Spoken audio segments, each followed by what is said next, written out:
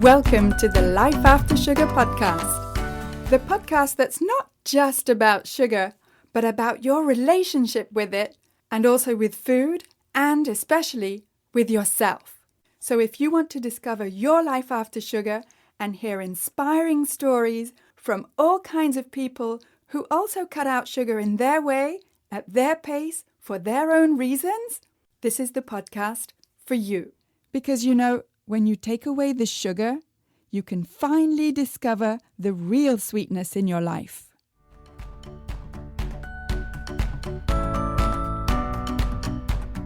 I'm your host, Netta Gorman, and in this episode I'm talking with Clarissa Kennedy, who is one of the founders of Sweet Sobriety, which is an affordable, accessible, empowering and self-directed program of recovery from food addiction.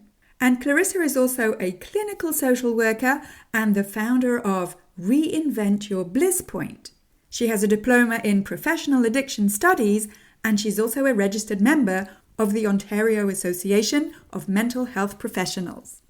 In this episode, Clarissa and I are going to be talking about her own story with her eating disorder and how she herself came to sweet sobriety.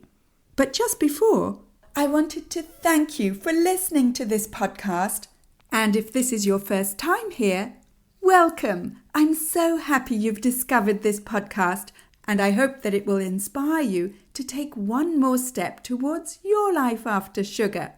And I'd be so grateful if you could rate and review the podcast. Just scroll down and tap on the stars to rate it. And if you want to add your review, go to the podcast player where you're listening to this podcast, scroll down, tap on Write a Review, and write your review. I love reading your reviews, and the more ratings and reviews this podcast gets, the more the algorithm shares it, and the more people we can help when they discover this podcast. So, thank you. Okay, so here's my chat with Clarissa. So I'm talking today with Clarissa Kennedy, who is the co-host of the Food Junkies podcast that I was on, and also an international food addiction counselor and the co-founder of Sweet Sobriety. Lovely to see you, Clarissa. Nice. Thanks for letting me be here today, Netta. It's lovely to see you as well. You're welcome. So, Clarissa, can we start by having you tell us a bit about your background with sugar?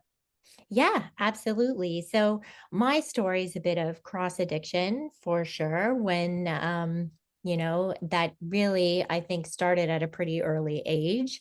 I grew up in a very privileged home, was very athletic, kind of went to university, and my roommate at that time had stated to me, it would be really good if we could wear the same size pants. And what I heard, because she was much thinner than me, was I need to lose weight. And, I'd always kind of had a relationship with food growing up where I had problems around controlling my consumption of it. We had in my house, mom's a nurse, dad's a doctor, but we lived on processed food. We had the Kennedy candy cupboard that everyone in the neighborhood, even like old friends, still bring up to me. And so it was full of all the Joe Louis and anything you could imagine all the time. So when I got to university, I'd come from a much smaller school. It already felt at University of Toronto much bigger. And I think I felt a little bit of, I needed to control something. I was unsure of, so what can I eat to lose weight? And I wasn't really sure why every time I was eating that I couldn't control myself. So I just stopped eating everything. And so I left University of Toronto a year later at around 80 pounds. 80? And yeah, really, really unwell. But of course, feeling very empowered in my very thin body. And so I was encouraged to go to some eating disorder treatment at that time. And they pretty much tried to make me eat processed food. I really couldn't be compliant because I always felt out of control. And the messaging I received at that point was, this is just something you're going to live with for the rest of your life. And so, left U of T, went to college, kind of really found alcohol there, and got much more relaxed, but also started with bulimia, because I couldn't really be anorexic anymore. I just wasn't able to do it. And so from there, I really, it was bulimia, was drinking. I went to another university and got hotel and food administration, started working in the restaurant industry. At 25, got my own restaurant, a Boston Pizza. I had met someone who worked for corporate. We started a relationship and then kind of had a Boston Pizza marriage life, and ran the restaurant for a while, but always in the background was this like, I just thought it was disordered eating. I would restrict, I would binge. And then when we had the restaurant, I really couldn't do the bulimia anymore. And I started doing laxatives. So all of this kind of compiled to, at the age of 25, I was, leaving the restaurant. I'd had a drink or two before I left, and I got in a massive car accident. Oh, And so I'm very fortunate to be alive today. And a volunteer firefighter came upon the scene, got me to the major trauma hospital in time, and was in a medically induced coma for a week and a half.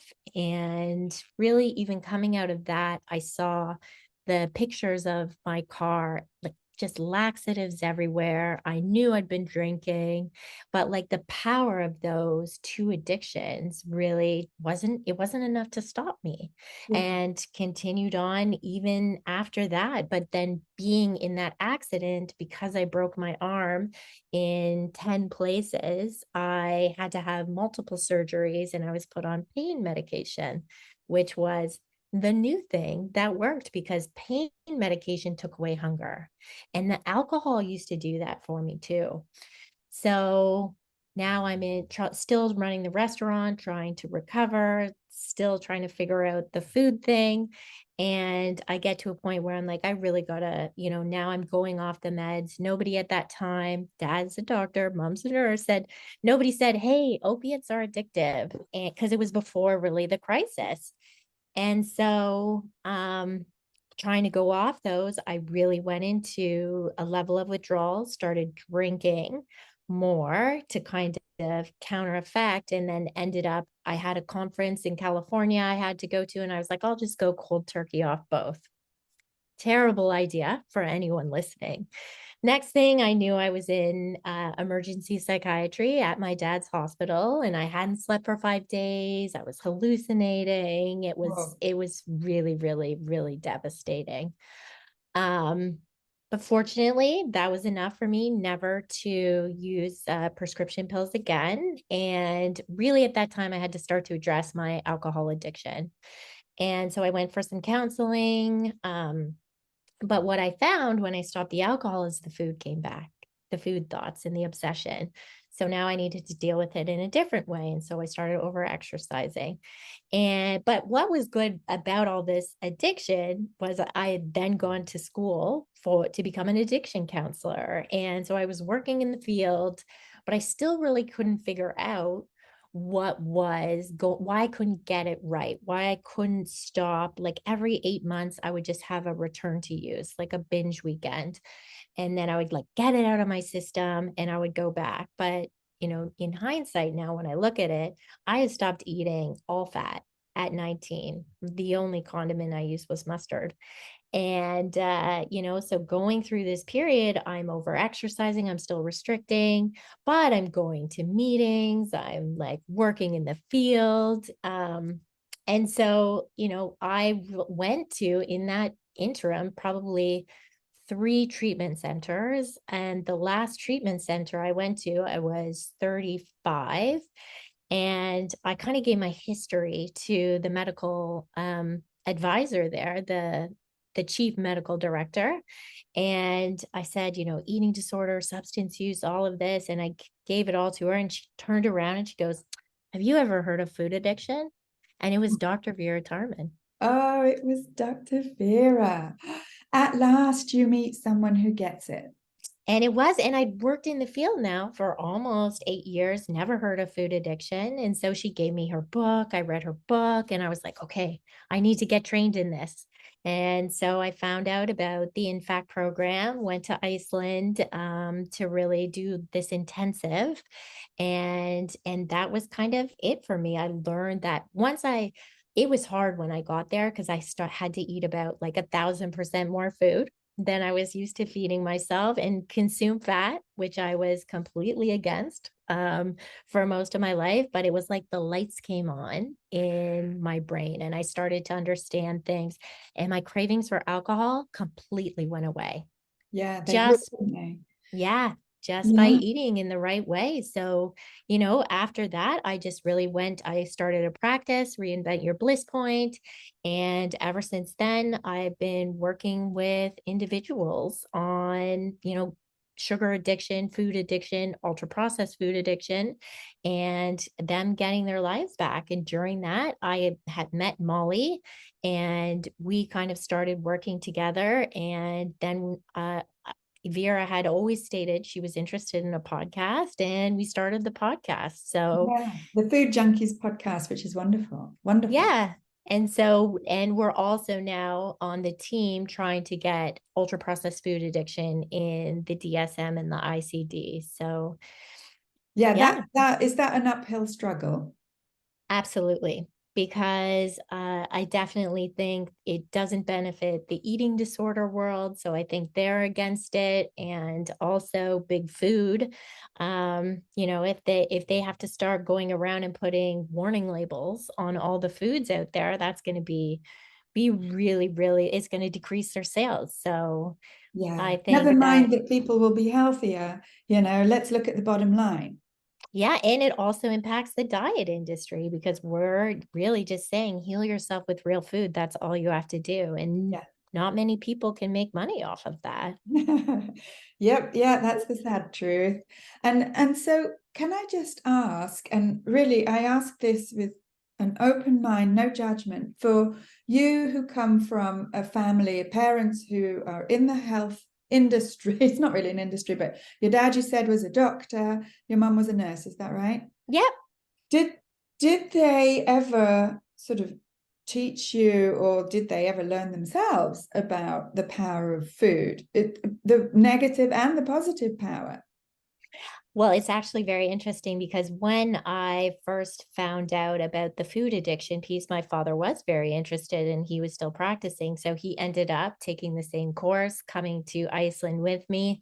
And, even in that 6 days where we were doing that intensive, he changed the way he was eating, released a bunch of weight, went off or lowered his blood pressure medication, and kind of he came home. Next thing, my mom started to change the way she ate and finally got to the weight that she'd been trying to get for her whole life.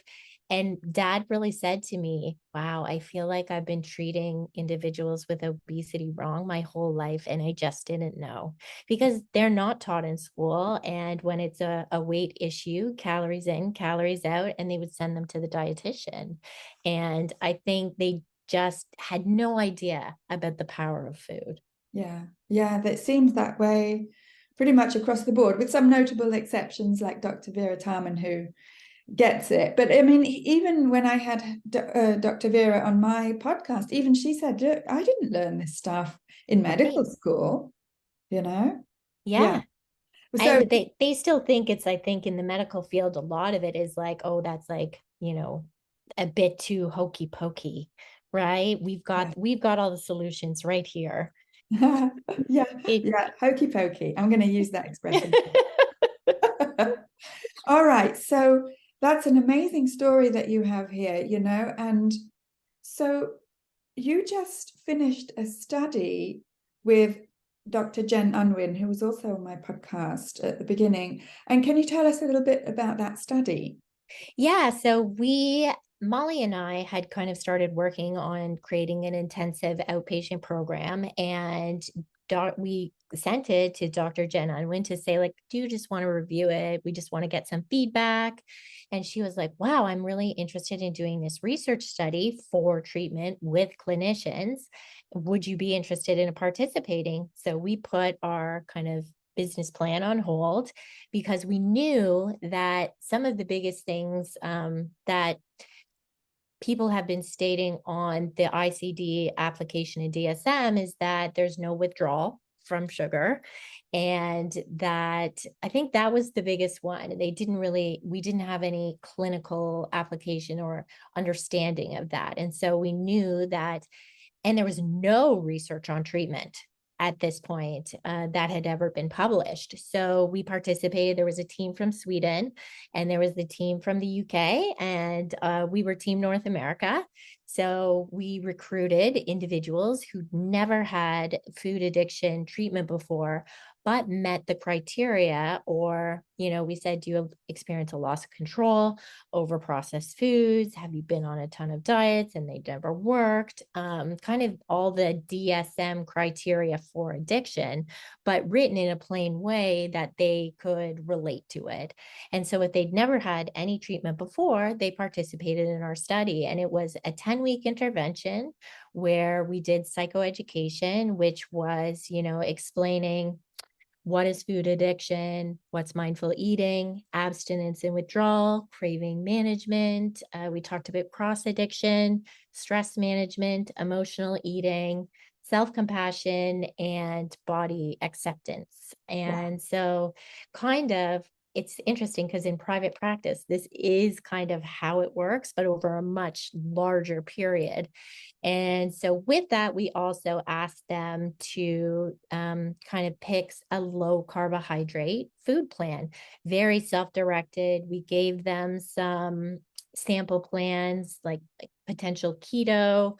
But all we really asked was they eliminate ultra processed foods. So like sugar, flour, anything that has that sugar, flour, salt combination, fat that is you can't find in nature, because these we know are the addictive ingredients that light up dopamine. And we really talked about the food only in, week 1 and week 2, and then we really focused on recovery. But before the intervention, we measured their BMI, their body mass index. We took their food addiction symptoms, which would say like how the level of severity, so mild, moderate, or severe. And then we also did a level of well-being, a measure of well-being.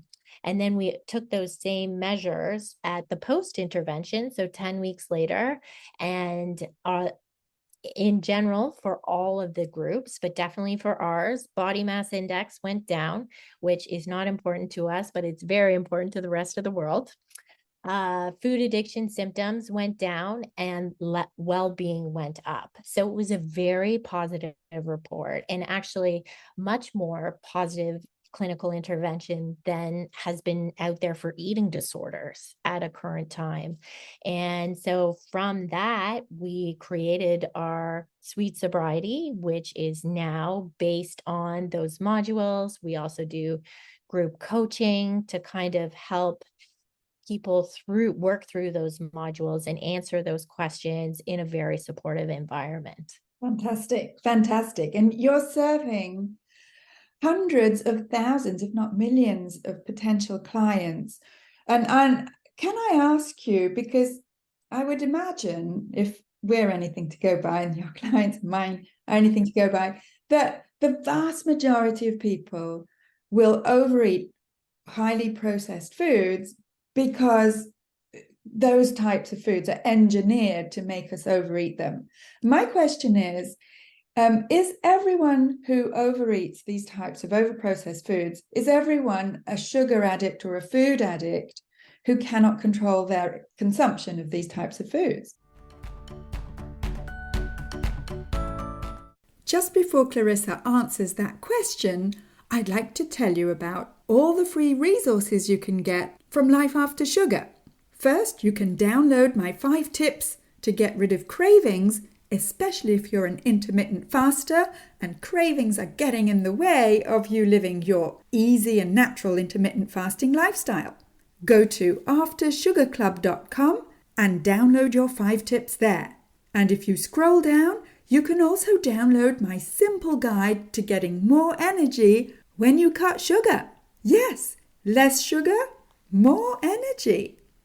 Go to aftersugarclub.com and click on Simple Guide. And while you're there at aftersugarclub.com, have a look at the videos there, like about what to eat that doesn't include added sugars, about where to find whole foods that don't include added sugars at the grocery store, and about gut health and fermented foods and drinks.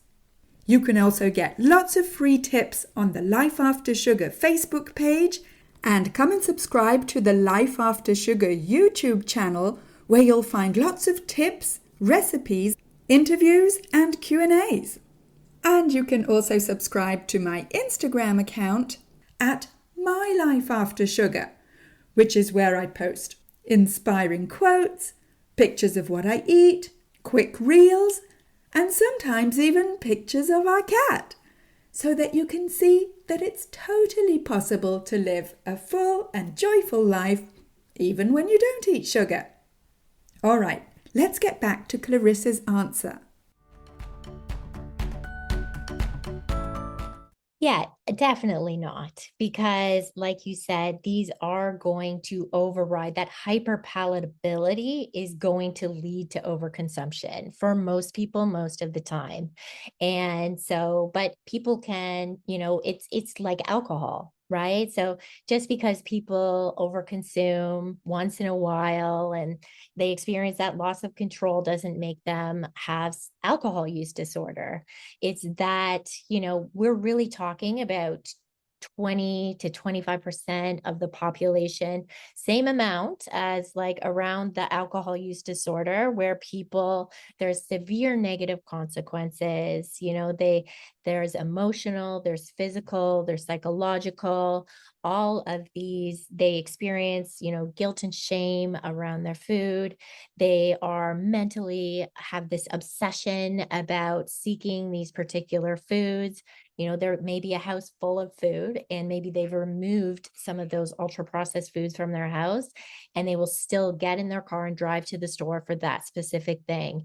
Maybe they'll eat like 4 or 5 or chocolate bars or chips or whatever in secret, come home and pretend it didn't happen, or find other compensatory behaviors like, which was true for me, bulimia, laxative, overexercise.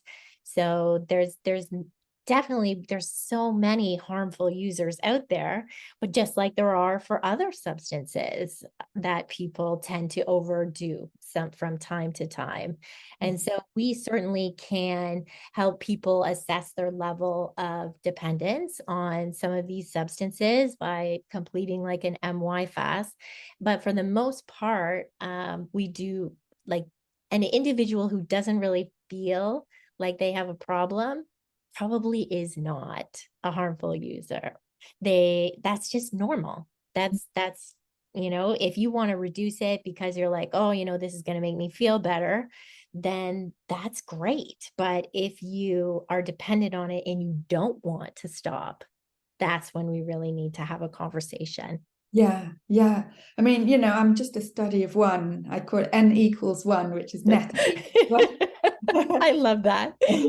But I didn't want to stop it. No way. No, I resisted it like crazy, because who in their right minds would want to stop eating chocolate and comfort foods and all the stuff that we've grown up on and that we love? You don't want to let go of that stuff. I certainly didn't. Mm-hmm. And yet when I actually stopped, it was easier than I thought it would be. And I feel a bit guilty, sort of, sharing that it wasn't easy, but it was easier than, what you've been describing for most people.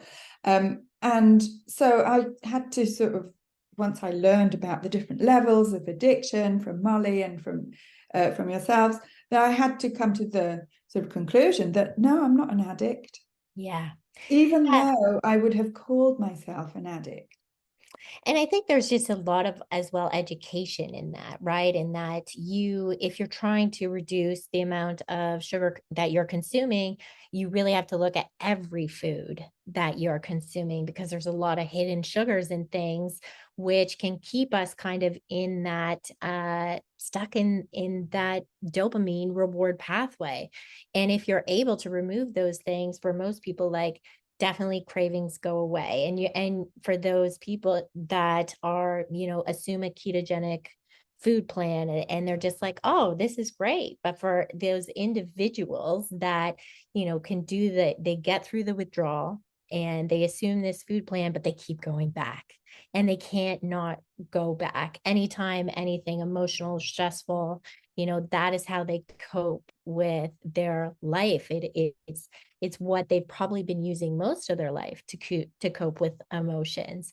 And so it's not a celebratory thing anymore, where it's like, oh, it's Christmas and we're just gonna have that thing. And and sometimes we talk about it, we're like, oh, and I ate so much, but it felt so good. That's never the experience for someone with sugar addiction, because now they're just using to feel normal. It's Yeah. not to, they aren't getting, the pleasure is not there anymore. Yeah, I think I make the distinction in the After Sugar Club between feeling good and feeling less bad. Mhm. Yes. And I think most of us lost touch with lost touch or never even knew what it feels like to actually feel good and not just use food and sugar to just get through the day and to cope. Right. Right. And it's so bio individual. Like we certainly have individuals who have no, issues with grains, no issues with fruit, and, can eat a very inclusive, even certain types of breads. And so that's where it is really important for anyone who's listening to know, like, only you will come to learn your food plan and what will work for you. Like no food plan that's out there is going to fix you, because you have your solutions. Yeah, that can be pretty scary, especially when you feel like at the mercy of, like, powerless with all these processed foods, and you're like, what? Plus, you're putting all the responsibility on my shoulders. Come on. Yeah, and that's why you're there. That's why I'm here to help guide that process and help you to learn to trust yourself. Because, the diet culture, diet industry has made you lose all faith. If we can't follow the diet plan, there's something wrong with us. But, there's nothing wrong with us. That diet plan is not right for you. Yeah, that makes sense. And I don't know what it's like in your sweet sobriety groups, but in the After Sugar Club that I run, we end up 90% of the time not talking about the food, but Right. talking about life. Yeah. So we do 5 groups a week. The one group on Monday is all about the food. So this is where people come and they ask their questions, like maybe they want to have a protein powder and do they have any recommendations, or, oh, what ends up happening is I do motivational interviewing. Molly's very solution focused. And so we'll often say, so how does that food make you feel? And put it back on them to try and determine, like, what is the relationship with the food. But then the rest of the groups are all about our daily life, our routine. We start with what's going better, what's something that you're working on and need some support around, and then we just coach individuals with that. We get feedback from peer in the group, and yeah, it's not about the food. So it's a Yeah, little bit the food at first, but then it's about how do we create a life we don't need to escape from with right. food. Yeah, exactly. That's like my approach as well, is how do you create a life? And the whole concept of you being responsible for creating a life can feel either empowering or scary as hell. Terrifying. Yeah, exactly. But I mean, Totally how can terrifying. you? It's like there's a meme that I saw that says, "Create a life you don't need a vacation from." you know, which I can understand for some people. It's like, yeah, easier said than done, right? Yeah. But, Hmm. and it's the same thing for sugar or processed foods. It's like, create a life that you don't need to numb yourself from. Yeah, and it is really challenging. I mean, I will not lie. This work is hard, but the work is worth it because we have this authentic self that I think we've just put layers and layers on as life has gone on. And now we need to like peel back those layers, get back to ourselves. What is it that we like? A lot of the work I do with individual clients is, what did you used to enjoy as a kid, and what can we try now? They fall into these roles and they live this life that like society wants them to live. And so yeah, I really have to work like, what's fun for you? Because you're not going to stay in recovery if you're not having fun. Yeah. And so like some of their homework is like, go and try new things, find out what it is, setting boundaries, stopping with the people pleasing. It's really just starting, because this is all the stuff we never learn in school and like we should be taught. So whether it's communication, how do we talk, how do we ask for what we need? That's Mhm. probably one of the hardest things for us to do.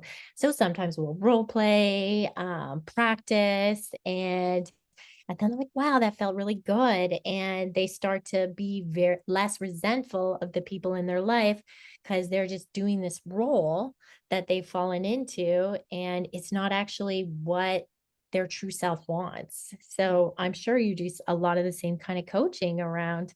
Yeah. Yeah, like tell me about like, when do you take some time for yourself? Yes, What does it's that look such a like? challenge. It's a challenge for everyone, specifically more so for women and especially for Yes. mothers. Yes.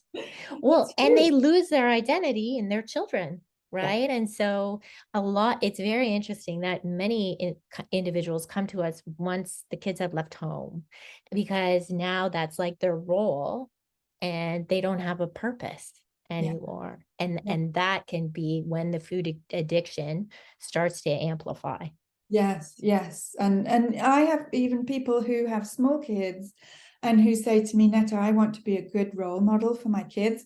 I just don't know where to start. And so we walked through that kind of challenge together. Awesome.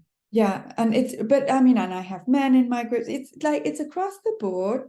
Yeah. But what do you say if someone says to you, look, um, I have things that I love to do and that give me fun and pleasure in life, and those things are chocolate or, chips or name it. Those things are the processed foods that you're telling me to stop. Like, how I've had people to say, but I love those things, make me feel good.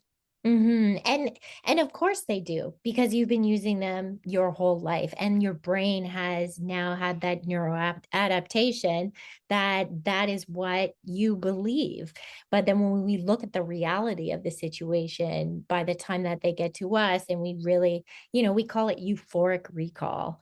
And so the brain will always think of like that first time you had that bite of that thing and it fixed everything. It doesn't think about all the diets you've been on and this like every time you put on your clothes and they don't fit, and maybe now you have chronic health problems. All of this should be coming to the forefront. You should be able to see this, but it's like that safety mechanism and that pathway is hardwired, and so it just only wants to see the good. So I will also say, like, what else gives, I'll also question and really ask them what else gives them pleasure, because there is so much more to life than food. Like food can't be our entertainment. We really have to be seeking things that actually bring us enjoyment, satisfaction, and purpose, not like that quick, maybe it gives us pleasure for a few seconds, but then it's often like a lot of pain after Yeah. that. Yeah, and I find it really is a few seconds. Yeah. Yeah. And it's like it's almost like the food industry, almost like the food industry. You can see me coming a mile off. It's almost like they have made us believe that their products, which I don't grace with the name food, their products will make our lives better, and we cannot live without them. These And we, food-like substances, I yeah, call as them. Michael Pollan says, Yeah. and we have, no pun intended, but we have swallowed that. Absolutely. And they're everywhere. And so, for it makes sense. Everybody else is doing it, right? I just say if you saw somebody like drinking alcohol in their car, taking it on the bus, like we eat everywhere and these wrappers are everywhere. So we're triggered and cued all day long. And it's so normal. But it's actually not good for us in general. It's really poison we are ingesting. And, same with alcohol. There's really, nothing necessarily great about alcohol. It definitely makes people relax. But when we look at what alcohol does to the body, we see, any study that says alcohol does really great things for the body is probably written by the alcohol industry. Mm. And when we even talk about wine and the polyphenols in it, they're not talking about a glass. You would have to drink like a magnum, a liter to get that. And you would probably be unconscious at that time. Yeah. So There may again, be other sources of polyphenols that you might yes, consider. yes, Just, just in food. But again, there's no, I guess, marketing team for the blueberries out there that can say, come get your polyphenols here. They should, though. yeah, totally. Yeah, and we're lucky because we're in northern Canada. We get blueberries just out, you just walk out your front door and there they are, pretty much. Absolutely.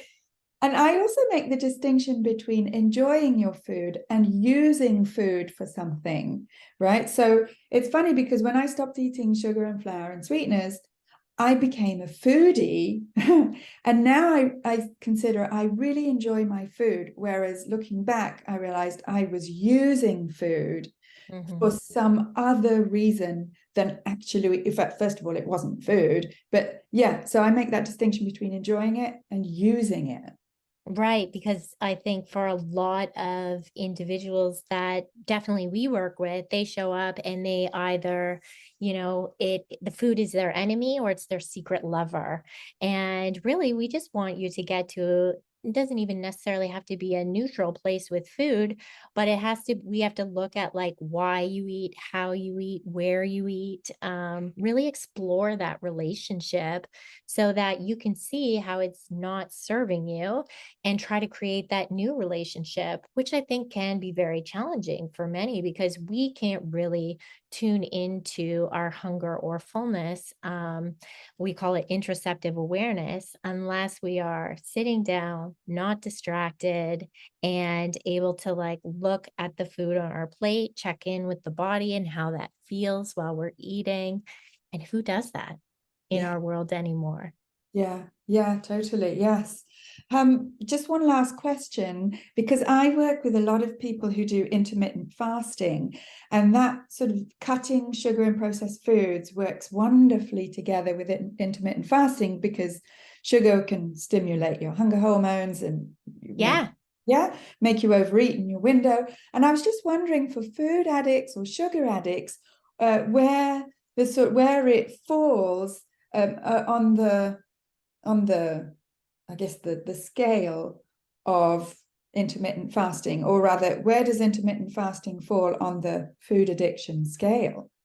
So I think we have to be very mindful if you are someone who identifies with sugar addiction, ultra processed food addiction, that that window of not eating can feel like restriction, which may then create a binge on some of those ultra processed foods because your homeostatic pathway, which is that physical hunger piece, may not being addressed. And so we really prefer in the sugar addiction field like a time restricted eating approach where, maybe it's like, oh, I stop eating at 7, but I start at like 7, 12 hours, 14 hours.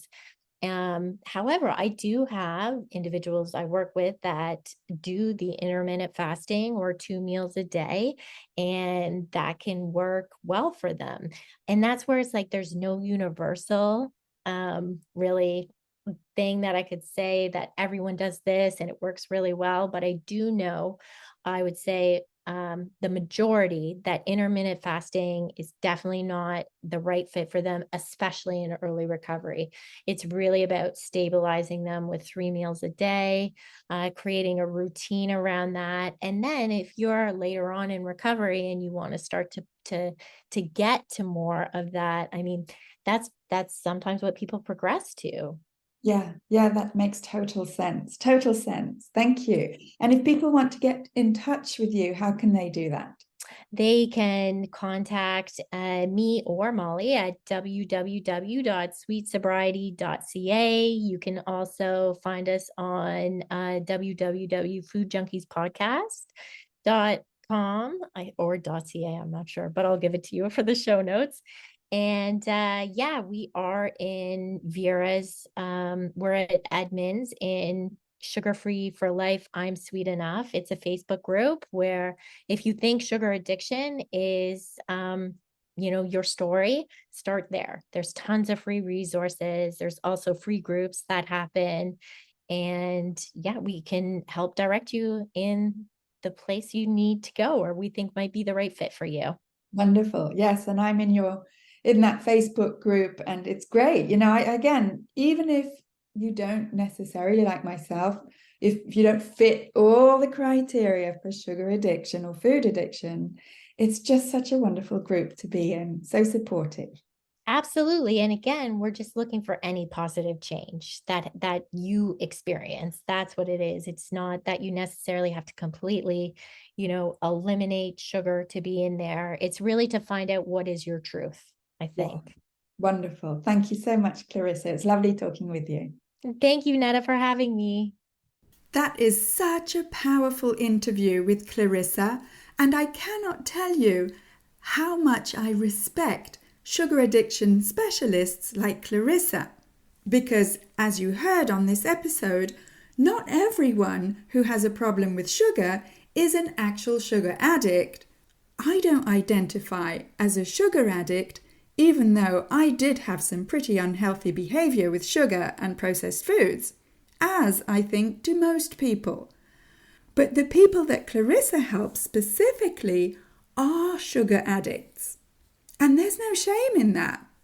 As you heard, Clarissa herself has a personal history of recovering from eating disorders and food addiction, and this helps her connect and build trust with her clients. It takes true compassion to work with sugar addicts. And Clarissa has that, I know, because I've talked to her and because she's also walked that path. So if you're struggling with food addiction and eating disorders, get in touch with Clarissa at Sweet Sobriety. I'll put her details in the show notes with this episode. And if you know that sugar's getting in the way of you living your healthy life, especially if you're an intermittent faster, then there's a place for you in the After Sugar Club. And now you can choose your path to a healthier lifestyle, either in the regular membership on a monthly basis where you get group support and 24/7 access to all the resources in the After Sugar Club for self-study, plus our community, plus our twice-monthly check-in calls. Or you can choose the After Sugar Club Premium membership for more personal attention and customized guidance from me, Netta, guidance that's tailored to your specific needs with 12 extra personalized accountability calls that we'll schedule according to your availability and time zone so that you can attend each call. The premium membership is a more hands-on experience where you're guided through structured exercises and assignments with my personal feedback. In fact, you'll be following a proven framework that I've created that will allow you to get to true freedom from sugar. With just 12 extra calls with me, I'll be helping you make small but powerful mindset shifts to transform your relationship with sugar and comfort foods. And you'll benefit from my gentle, respectful approach that respects you and your personality and needs. The After Sugar Club is always open for you. Join us today. Go to aftersugarclub.com and click on the big green button, Join the Club. Thank you for listening. That's it for this week. Keep in touch and see you soon for another episode.